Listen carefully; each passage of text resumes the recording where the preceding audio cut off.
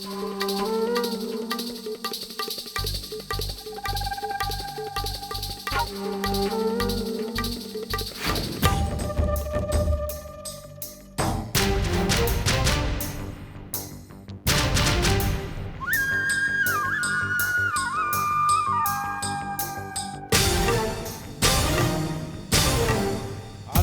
नमस्कार।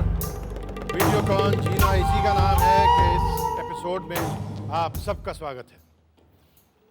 आमतौर से समझा जाता है, मैं समझता हूँ सच समझा जाता है, माना जाता है कि हमारा मुंबई शहर और हमारी हिंदी फिल्म इंडस्ट्री इच्छाओं की पूर्ति करने वाले किसी एक बड़े देव की तरह है, जो न्योता भी देता है कि आइए आजमाइए, कितनी काबिलियत है, कितना दम है आप में, और फिर ये चुनौती भी देता है कि तभी आना अगर काबिलियत है। तो कानपुर से एक लड़का था, उसने ये जवाब दिया कि साहब मुझ में काबिलियत भी है और मुझ में आपके थपेड़े बर्दाश्त करने की हिम्मत भी है और मैं आ रहा हूँ अपनी तकदीर बनाने। उस लड़के का नाम था अभिजीत।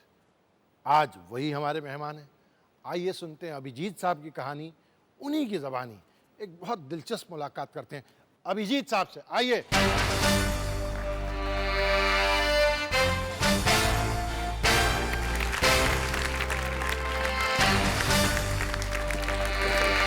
शुक्रिया शुक्रिया शुक्रिया।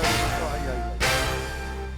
आप खड़े रहना चाहेंगे, बैठना चाहेंगे? क्योंकि आज शाम के दूल्हा तो आप ही हैं। सर ऐसा है कि जब यहाँ एक्टर वगैरह बुलाते हैं तो हम उनकी ज़िंदगी की जो झलकियाँ देखते हैं उसमें उनकी सूरत देखते हैं, उनके नाच गाने देखते हैं, लेकिन उनकी शक्ल के पीछे और उनके काम के पीछे जो रूह फूकने वाली आवाज़ है, जी हाँ, जो कि आपकी है माशाल्लाह, बहुत खूबसूरत। कुछ खराब आवाज़ है, को पीछे इतनी अच्छी आवाज़। अच्छी आवाज़ सर, वाह वाह वाह, बिल्कुल बजा फरमा। तुम्ही से आपको ये शौक था कि भाई मैं तो गाने वाला बनने वाला हूँ, प्लेबैक सिंगर बनने वाला जी हाँ, बचपन से ही, मतलब actually basically I am a born musician. Music में तो बचपन से, जब मैं क्लास 4th या 5th में था तभी से सोच लिया था कि म्यूज़िक। ऐसा फैमिली में कोई ट्रेडिशन है? नहीं, प्रोफेशनल नहीं है, लेकिन है, सबको शौक है। आपने जिक्र किया कि हमारे खानदान में सभी को इसका शौक था। जी हाँ, मैं इसकी पुष्टि कराना चाहता हूँ इनको बुलाकर। आइए प्लीज।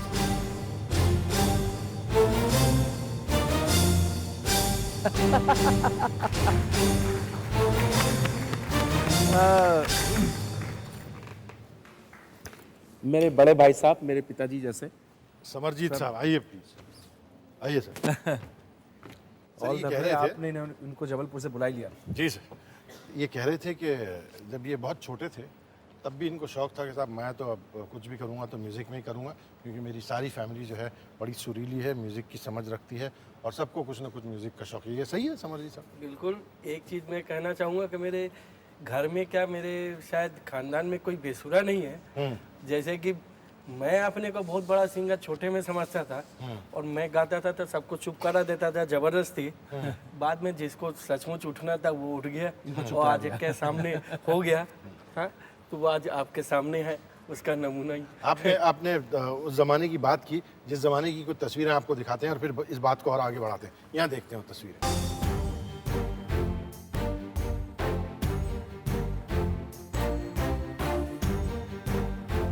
ये मैं हूँ सबसे छोटा, ये राइट वाला। बचपन में तुम रोते बहुत थे। तुमको चुप कराने के लिए बाबा 2 लाइनें केवल गुनगुनाया करते थे। बाबुआ रे बाबुआ, सोनुआ रे सोनुआ। तुम अपने घुटनों और हाथों के बल पे उसी रिदम में झूमने लगते थे। During the last days of his life, बाबा lost his memory and was doing sort of things which are not suppose to be natural. इसी घटना में एक दिन वो अपना जो लुंगी पहनते थे, चेक की लुंगी पहनते थे घर में, उसी को धोती के जैसे चुन्नट होते उसका शेप देने दिया उन्होंने। काफ़ी देर तक मैं छुप के देखता रहा, निकल के गेट से बाहर जाने लगे। तब मैंने पूछा, बाबा की होलो कि कोथाय जाच्चो कोथाय? मेरी तरफ गुस्से से देखा उन्होंने कि तुम लोगों को क्या हो गया है? आज बाबुआ का इतना बड़ा शो है, नेशनल टेलीकास्ट होने वाला है और तुम लोगों को कुछ नहीं पता। आई नो कि ये जो 2 इंस्टेंसेस हैं तुम्हारे डिटर्मिनेशन को और बूस्ट करेंगे। And never worry, you are the best. आप तशरीफ रखें, मैं किसी और को बुलाना चाहता हूँ। प्लीज आइए, तशरीफ लाइए।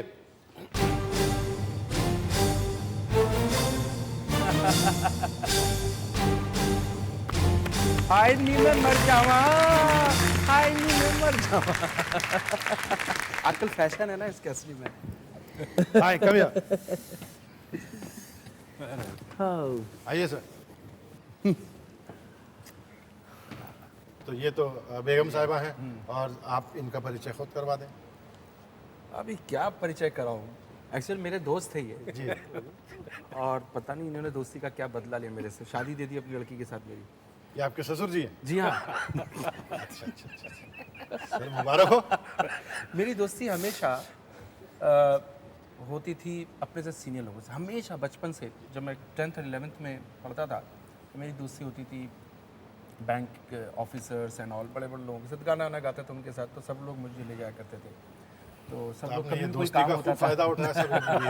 बेटी को ले भागे आपसे। पहले ऐसा लगा था, अब नहीं लगता। अभी भी दोस्त है, ऐसी बात नहीं है। अच्छा, और इन दो नौजवानों का परिचय करवाइए। अच्छा, ये हैं हमारे बड़े बेटे ध्रुव, ये हमारे छोटे, ये जख्मी सिपाही। ये जख्मी नहीं, इनका ब्रांडिंग है, ये हमेशा परमानेंट ब्रांडिंग लेके चलते, कभी ये इसमें, कभी किसमें, कभी किसी में, मतलब। हम एक काम करते हैं, कुछ तस्वीरें देखते हैं और उसके बाद बात करते हैं। Oh no.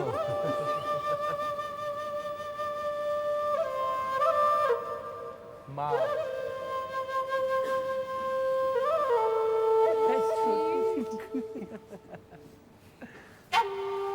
That's sweet.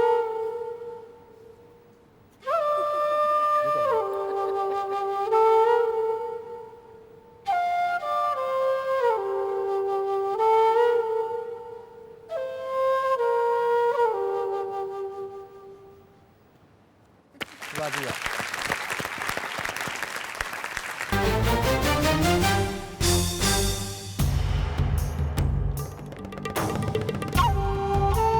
Welcome back. Videocon जीना इसी का नाम है।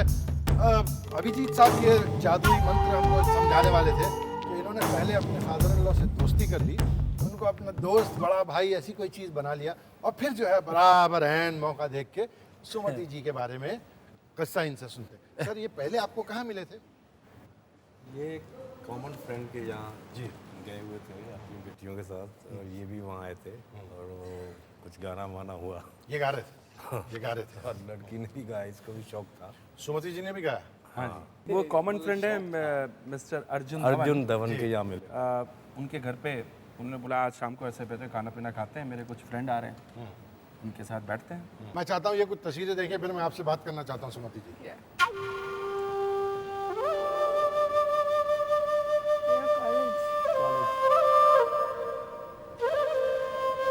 मैं कॉलेज गया था,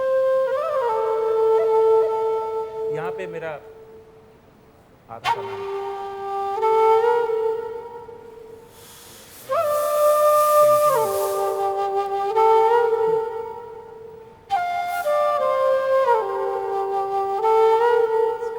कि सामने देखो गर्ल्स कॉमन रूम, जिसके सामने तुम गाना गाते थे, और इसी गाने की इन लड़कियों के सहारे तुम आज कहाँ किस मुकाम पे हो। तुम्हें याद है कैंटीन पे जब हम लोग एक बार बहुत शोर शोर से बजा रहे थे मेले, उसके बाद प्रिंसिपल साहब आके रेड किया था और उस कॉन्ट्रैक्टर को बहुत वार्निंग मिली थी कि कैंटीन बंद कर दी जाएगी।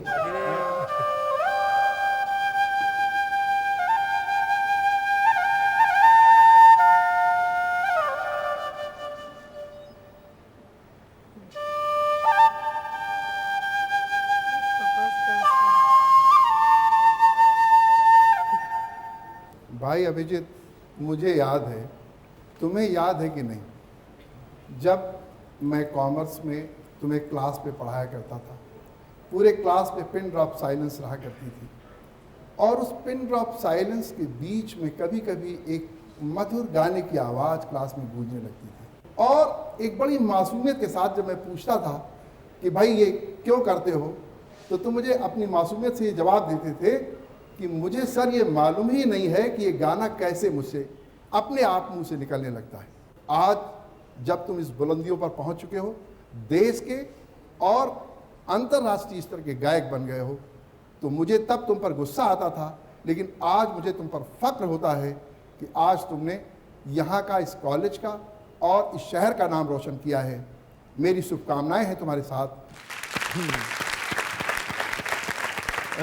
आप लोग तशरीफ रखिए, तशरीफ रखिए, आइए सर। वैसे बात रखिए, आपकी फैमिली सुरीली नहीं, आपका फ्रेंड सर्कल भी काफ़ी सुरीला है। वो माझी रहे, जोर जोर से गा रहे थे। हाँ, जोर से गा रहा था, वो गाया करता था अपना गाना। मैं शायर तो नहीं। हाँ, मैं एक साहब को बुलाता काफी हूँ, बाल वो हो क्या गए कहते हैं देखिए। आइए प्लीज।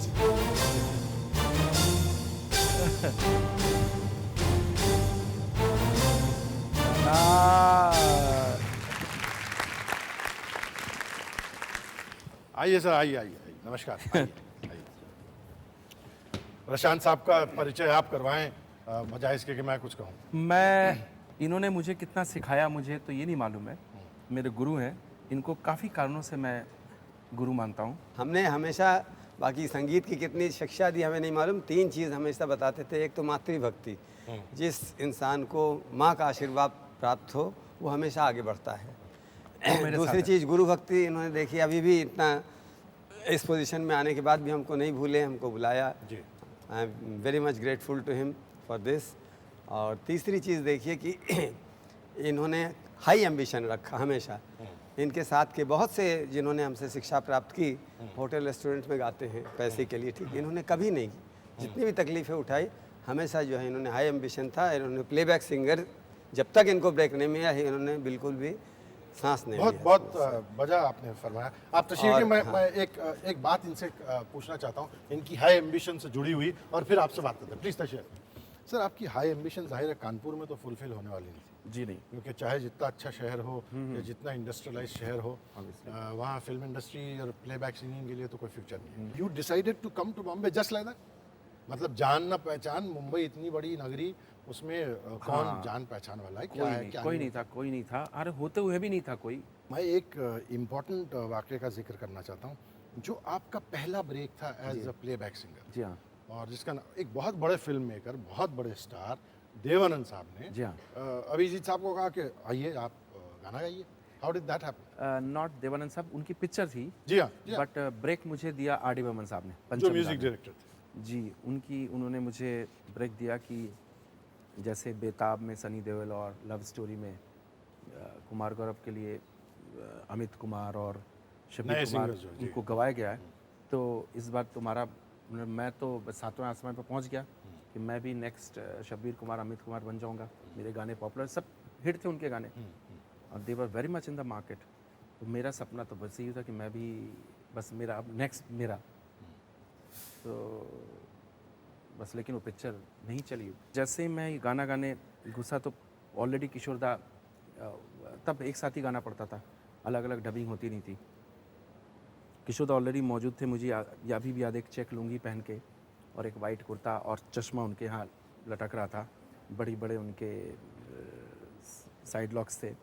मैं तो एकदम से डर गया, मैंने पैर छुआ, उतर के बोले कि बहुत अच्छा, बड़ा अच्छा लगता है। जब मैंने रिहर्सल में जब मेरा गाना सुन, फिर मेरे को एक ही चीज़ बताया, वो ज़िंदगी में मेरे लिए सबसे बड़ा अवार्ड है। काश उस टाइम वीडियो होता या कुछ सर्टिफिकेट होता जो उन्होंने मुझे दिया, then I don't need any other certificate. एक शख्स, किशोर कुमार, जिससे बड़ा आर्टिस्ट दुनिया में पैदा नहीं हुआ, उससे बड़ा आर्टिस्ट दुनिया में पैदा नहीं, उनकी ज़बान से ये कहना कि गले लगाया, बोला अभिजीत तुम बहुत सुर में गाते हो।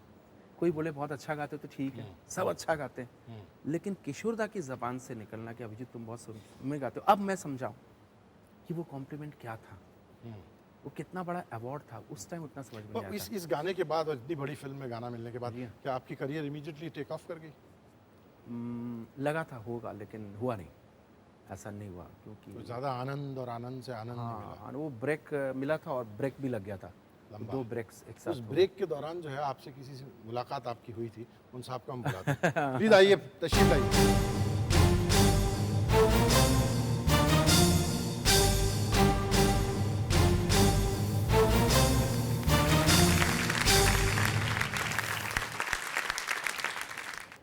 आइए दासानी साहब, आदाब आदाब।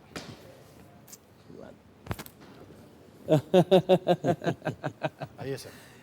सर आप तशरीफ। अब ये बताइए, दासवानी साहब से आपकी मुलाकात कैसे हुई? ये एक हमारे म्यूजिशियन है चार्ल्स श्रीनिवासन करके, वो कीबोर्ड बजाते हैं। तो उनको किसी शो में मेरी मुलाकात हुई, उन्होंने बताया कि दासवानी साहब हैं जिन्होंने मनहर दास और राजेंद्र मेहता, नीना मेहता के लिए काफ़ी गाने और वो गज़ल। मतलब खुद कंपोजर? हाँ जी। और तो इनको मैं मिला, इन्होंने अपने कंपोजिशन सुनाए और मुझे इतना अच्छा लगा कि तब क्या था कि इन्होंने बोला चलो तुम्हारी आवाज़ बहुत अच्छी है, हम रिकॉर्ड करते गाने, तुम्हारा एल्बम बनाएंगे। मेरे लिए और क्या चाहिए। इन्होंने एल्बम बनाया खुद अपने से, शौक से, पूरा खर्चा इन्होंने किया, सब कुछ किया, म्यूज़िक अरेंजमेंट स्टूडियो में रिकॉर्ड किया, फिर HMV को हमने दिया और वो शामो सहर करके हमारा गज़ल का एल्बम निकला था। आपकी आवाज़ में? जी हाँ, वो 87-86 में। तो सर उस वक्त भी आपको ऐसा लगता था ये लड़का जो है बहुत अच्छा गाता है और अच्छा सिंगर हो जाएगा, मशहूर सिंगर हो जाएगा? इनकी आवाज़ सुन के और इसकी स्पिरिट देख के मैं सोचा इनके पास सो मच ऑफ एनर्जी, इसमें कुछ है, मेरे को कुछ दिखाई दिया। तो मैं बोला एक ट्राई देख के देखिए, क्योंकि मैं देखता था कोई नया कोई मुझे आर्टिस्ट मिल जाए, उसको अगर मैं चलाऊं तो वो क्रेडिट है, जिसका नाम है उसको चलाने में तो कुछ है नहीं। करेक्ट। तो नया I was looking for new and I found him. इन्होंने मुझे अगर फाइनेंशियल हेल्प नहीं किया, लेकिन मुझे काम इतना दिलवाया कि I could manage, I could afford to live my own life. पूरे इनके इंटरनेशनल इतने कॉन्टैक्ट्स हैं इनकी कम्युनिटी में, किसी को भी फ़ोन कर देते कि लड़का बहुत अच्छा है, इसको बुलाओ। तो मैं अपना हारमोनियम लेके 2 म्यूजिशियन लेके कभी हांगकांग भेज देते थे, कभी इंडोनेशिया, कभी लंदन करके। इनकी बदौलत पहला मेरी शादी के बाद पहला बार अमेरिका गया, इन्होंने ही भेजा, मैं और मेरी तो आपके तुम्हारे नियारे हो गए। एक और साहब हैं जो इससे मिलती जुलती कोई बात कह रहे हैं, यहाँ देखते हैं उनकी बात। Abhijit, your good old friend Arjun Dhawan brings very special greetings for you. आपकी गज़ल जो मुझे बहुत ही बड़ी अच्छी लगती थी, अभी तक भी अच्छी लगती है, सिसकियाँ लेती हुई। तो कितनी प्यार से वो गाया करते थे, और अब अगर वो आप गा सकें ये मेरे लिए गज़ल, तो I'll be really grateful.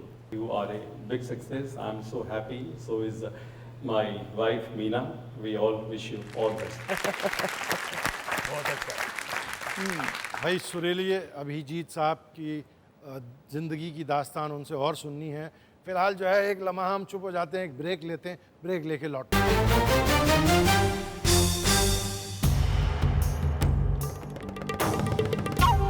Videocon जीना इसी का नाम है कि आज के प्रोग्राम में और इस हिस्से में आपका फिर से स्वागत है।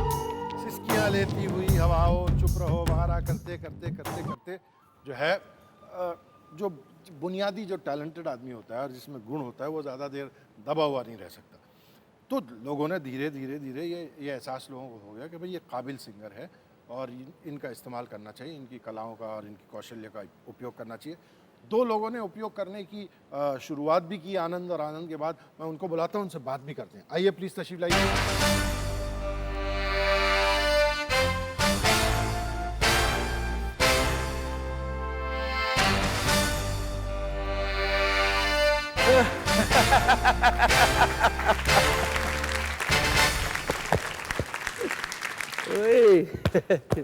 आनंद और आनंद, आनंद और आनंद और मिलिंद। आइए सर। तो आप लोग कब इनकी मुलाकात आपसे कब हुई? करीब 87, कयामत रिलीज होने से कुछ महीने पहले इनका पिक्चर रिलीज हुई थी, तन बदन। नहीं, ये तब आनंद मिलिंद नहीं थे, इनकी पिक्चर रिलीज हुई थी। मुझे सिर्फ मालूम था कि ऐसे एक नए लोग, तो मैं सोचता था कि चाहे ये जो एस्टैब्लिश लोग हैं वो तो सुनते ही नहीं है ना, 2 साल लगते हैं कैसेट सुनने में। हाँ, तो मुझे पता नहीं, एक इंट्यूशन अंदर से लगा था एक आनंद मिलिंद करके आ रहे हैं, और इनके पिताजी चित्रगुप्त साहब बहुत गुणी, महान संगीतकार, तो ऑब्वियसली मैं तो कुछ ना कुछ असर तो होगा, बहुत अच्छा असर होगा। तो मैंने इनको जाके एज अ फ्रेंडली जाके बोला कि आपने पूछा आपके गाने तो बहुत अच्छे लगते हैं, बस उतना ही काफ़ी था। मतलब ये आनंद मिलिंद ने जो इनको चांदनी रात में खिलने का मौका दिया, when you first heard Abhijeet, तो आपको कैसा लगा यार ये नया लड़का, इसको इस्तेमाल करना चाहिए, नए हीरोज आ रहे हैं, ये आवाज़ इस्तेमाल करने लायक है? What was your reaction to? The first time when he sang on the mic and with his bass and depth, it was a real surprise and it was a very pleasant surprise. एक और साहब हैं जो जिनके साथ आपका सिलसिला जारी है, वो यहाँ से कुछ उस सिलसिले का जिक्र कर रहे हैं। भाई बड़ा अच्छा लगता है जब तुम्हारे गाने सुनते हैं और तुम्हें हर चीज़ करते हुए देखते हैं। आज तुम जिस मुकाम पे हो वाकई बड़ी खुशी होती है, you on the top of the world. और हमारी सक्सेस में भी तुम्हारा काफ़ी हाथ रहा है। सही बात है। आज अगर ओले ओले अगर तुम उस तरीके से नहीं गाते तो शायद हम लोग उस मुकाम पे नहीं पहुंचते। क्योंकि मुझे पता है कि मैंने भी 30 साल हो गए इंडस्ट्री में, लेकिन जो मस्ती किशोरदा में है वही मस्ती तेरे में है। और उस गाने को जो निभाया है अभिजीत, तुम्हारे सिवा और कोई नहीं निभा। दोनों क्योंकि आप लोग नौजवान और बहुत टैलेंटेड म्यूज़िक डायरेक्टर्स हैं, मैं आपसे अभिजीत की मौजूदगी में ये पूछना चाहता हूँ, जब आप कंटेम्पलेट करते हैं कि भाई अभिजीत को हमको गाने के लिए लेना है, ये गाना अभिजीत गाएंगे, तो what is it that goes through your head कि what is the particular kind of song that you think which he can do very well?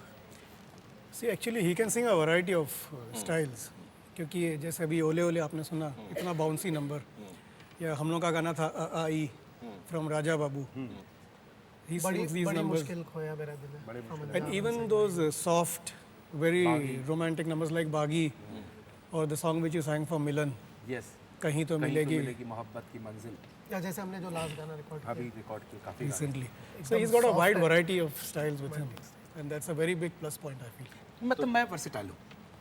ये मतलब मैं बोलने जाने वाला था, लेकिन ये हमेशा इन्होंने खुद ही कहा। हाँ, मैंने इन्होंने जहमत मेरी कम कर। आप प्लीज तशरीफ रखिए, क्योंकि मैं किसी ऐसी साहब शख्सियत को बुलाना चाहता हूँ जिनको देख के इनका दिल जो है ओले ओले और गोले गोले और पता नहीं क्या क्या बोलेगा। गोले गोले। भाई प्लीज जरा तशरीफ लाइए ताकि ये गोले गोले बोले बोले।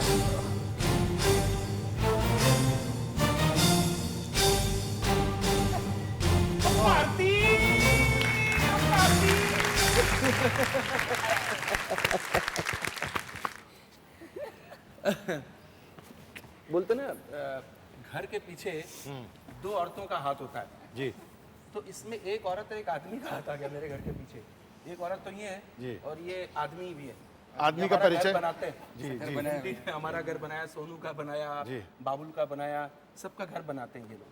ये तो परेश साहब का आप परिचय करवा दें। ऐसे परिचय तो पहले इनकी दोस्ती थी, तो इनके थ्रू ही मिला। इनका घर कोई काम हमारा घर नया नया बन रहा था, तो उन्होंने बताया कि भारती के जो पति देव हैं ये काफ़ी अच्छा इंटीरियर डेकोरेशन में है, तो मैं गया था एक घर देखने, मुझे बड़ा पसंद आया जो इन्होंने डिज़ाइन किया। जी हाँ। जब आपने इनका घर डिज़ाइन करने का तय किया, और जाहिर है सुमति जी के सजेशंस तो खूब सारे रहते होंगे, लेकिन क्या आपने अभिजीत भी आके बताते रहते थे यार ये नहीं, ऐसा नहीं होना चाहिए, ये यूँ होना चाहिए, ये ऐसा नहीं होना चाहिए? Is he like the interfering house owner? अगर ये सिंगर नहीं होते तो in my opinion he would have been very nice interior designer. He is so creative and he's got such a nice taste that over these years he has polished me as a interior designer. हम देखते हैं कि break के बाद और क्या क्या ये करते हैं, क्योंकि बहुत कुछ है जो अभिजीत करते हैं जो अभी तक हमने पूरा बतलाया नहीं। खबर लेते हैं इनकी ब्रेक के बाद। ब्रेक।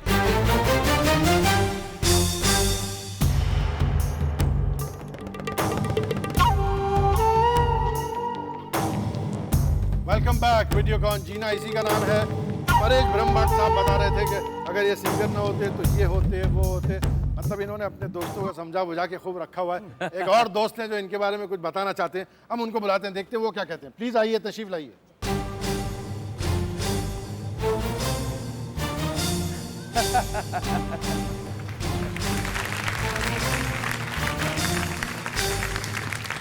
आइए सर, आइए। आता इनका तो इनसे ही पूछ लीजिए, इनका सपना क्या था? पहले तो आप ये बताते हैं कि इनका परिचय क्या है, और फिर हम पूछते हैं इनका सपना क्या है। जब मैं क्लास 10th में था या 9th में था, तब से मैं किशोर कुमार हुआ करता था, या मैं अभिमान का अमिताभ बच्चन और ये असरानी हुआ करते थे। तब से बचपन से इनका सपना था। अच्छा, और अब सर साकार हो गया? साकार हो गया। आप वाकई इनका मतलब काम वाम देखते हैं? बिल्कुल बिल्कुल, देखिए साकार हो गया। गाने का शौक तो था ही इनको, तो गाने के साथ बीट के लिए कुछ इंस्ट्रूमेंट की ज़रूरत पड़ती थी, तो उस वक्त करीब बोंगो आया करता था, 25 रुपीज़ का, जिससे अफोर्ड नहीं कर पा रहे थे हम लोग। तो उसके लिए अभिजीत जी ने एक घी का डिब्बा लिया 1 किलो का, फिर लेयर आटे की लेई बना करके पूरा 1 दिन लगता था बोंगो बना लेते। बोंगो बनाने में इसमें करीब 2-2.5 रुपए का खर्चा होता था, और बोंगो खरीदने में 30 रुपए लगते थे। 30 रुपए लगते। सर ये इन्होंने भी बीच में जिक्र किया था कि जब ये आए तो बहुत से और लोग आए जो खुद भी बहुत कामयाब हुए, इनके साथ उन्होंने स्ट्रगल की। मैं चाहता हूँ कि वो साहब जो इनके दोस्त भी हैं, इनके कलीग भी हैं, इनके बारे में बड़ी अच्छी बात कहते हैं, हम यहाँ से सुनते हैं उसको। अभिजीत भाई, क्या बात है, क्या बात है। एज ए सिंगर जवाब नहीं, एज ए पर्सन जवाब नहीं, लेकिन आप में जो खासियत है आज मैं बता देता हूं लोगों को कि आप सबसे रोमांटिक पर्सन हो। हमने आपके साथ कई शोज़ किए हैं और जहाँ जहाँ हमने साथ में प्रोग्राम किया बहुत ही मज़ा आया, बहुत दिल लगी की हम लोगों ने, बहुत अच्छा लगा आपके साथ काम करने में। कई गाने साथ में भी गाए हैं हम लोग। उससे भी अच्छी बात यह है कि हम लोग साथ में स्ट्रगल के ज़माने से दोस्त हैं। Wish you good luck. As a singer जवाब नहीं, एज अ पर्सन ऑल्सो जवाब नहीं, एज अ बोंगो मेकर भी जवाब नहीं। सर आप तशरीफ रखें, मैं इनसे कुछ सवाल जवाब करना चाहता हूँ। आइए सर, आप वहाँ बैठिए। सर वो ये हमको आपका हुनर जो है मालूम नहीं था। बहुत शुक्रिया जेपी साहब का कि उन्होंने बता दिया कि आप इंस्ट्रूमेंट्स बनाते भी हैं। मैं कुछ लोगों को बुलाता हूं जो आपके वो फन का जो है इस्तेमाल कर सकते हैं। You might be very useful to them. Please तशरीफ ले आइए सर।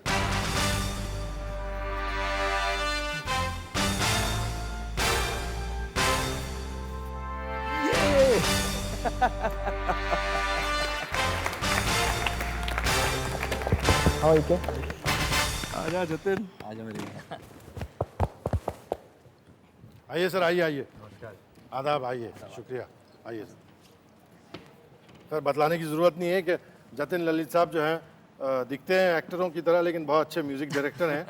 और सर आपको पता था ये 2.5 रुपये में बोंगो बना देते थे? नहीं, ये तो पता नहीं था। देखिए अब कितने काम के आदमी अभी वो महंगा हो गया, बोंगो सस्ता हो गया। When did you first notice Abhijeet as a singer? देखिए हम लोगों की फिल्म आई थी खिलाड़ी, तो वीनस ने, हाँ, रतन जैन ने इनको इंट्रोड्यूस कराया था। I was not supposed to sing that song. हाँ। They made the song for S.P. Balasubramanian. That was the first song. हमारी भी पहली पिक्चर थी इसमें और हम लोग भी बहुत सोच रहे थे कि इसमें जो भी हमारे बेस्ट सिंगर हों वो मिल जाए हम लोगों को। और उस टाइम अभिजीत जी नए थे एकदम, तो we were not very sure कि वे गा पाएंगे कि बागी आई थी। हाँ, आनंद मिलिंद साहब। बिल्कुल। मगर फिर जब गाना हम लोगों ने रिकॉर्ड किया और उसमें अभिजीत ने जैसा गाया, तो वो गाना not only in his career but हमारी करियर में भी has been a milestone for everyone. वादा रहा सनम गाने का नाम।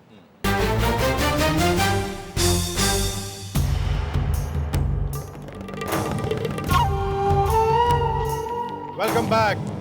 वीडियोकॉन जीना इसी का नाम है। मैं बहुत सुरीले नोट पे हमने छोड़ा था।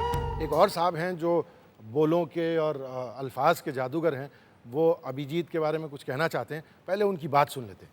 यहाँ हम दोनों ने बहुत सी फिल्मों में एक साथ काम किया है, अलग अलग म्यूज़िक डायरेक्टर के साथ। मैंने गीत लिखे हैं, आपने गाए हैं। मैं कोई ऐसा गीत गाऊं, मुझे बड़ा याद आता है तौबा तुम्हारे ये इशारे। ये जो आपकी तबीयत की एक ताजगी है, आपका ये जो लाउबालीपन है, ये जो एक ज़िंदगी के हर पहलू में कोई हंसने वाली बात देख लेने का गुण है आपने, ये आपकी आवाज़ में भी झलकता है। वही तवानाई, वही ताजगी और वही एक लाउबाली अंदाज, वही मनचलापन आपके सुरों में आ जाता है। खुश रहना और इस तरह से गुनगुनाते रहना और गाते रहना और मुस्कुराते रहना और हंसते रहना, जीना इसी का नाम है। और आप यूं ही गाते रहें और हम यूं ही लिखते रहें और लोग कहते रहें आपसे कि तौबा तुम्हारे ये इशारे। सर ये मैं अपनी तरफ से भी कुछ फरमाइश करने वाला हूँ, लेकिन उससे पहले हम किसी का संदेश सुन लें। बहुत अजीज़ है मुझे भी और यकीनन आपको भी हैं। यहाँ से याद है वो गाना था, वो क्या चांद तारे, इट वाज, मुझे तो गाना अच्छा लगा। In fact you liked it a lot. I just thought of that very average song, but आपने मुझसे कहा था, मुझे याद है कि this will be a super hit, and actually you were right, not me. Another thing I remember with working with you कि आम तौर पे पता नहीं हम लोग, हमारे गाने लगता है कि कुछ 3 बजे रात को ही रिकॉर्ड होते हैं। I am sorry about that, but कुछ लगता है कि 3 बजे हम दोनों के लिए बहुत ही अच्छा है, बिकॉज कुछ गाने ठीक ही बन रहे हैं। I want to apologize Abhijit कि I am not there, but all the best in life and may God bless you. Bless you. भाई बहुत अच्छा गाते हैं, ये तो मानना पड़ेगा। एंड इस पे मतलब इस पे बहस हो सकती है whether he is really the, खैर आपसे तो क्या बहस करूं, आप तो कहीं the best of the best, but इस पे बहस हो सकती है whether he is really the best, but we'll definitely admit that he is one of the best. एक और साहब हैं जो इस विवाद में हिस्सा ले सकते हैं, he might have an opinion on that. Please come in.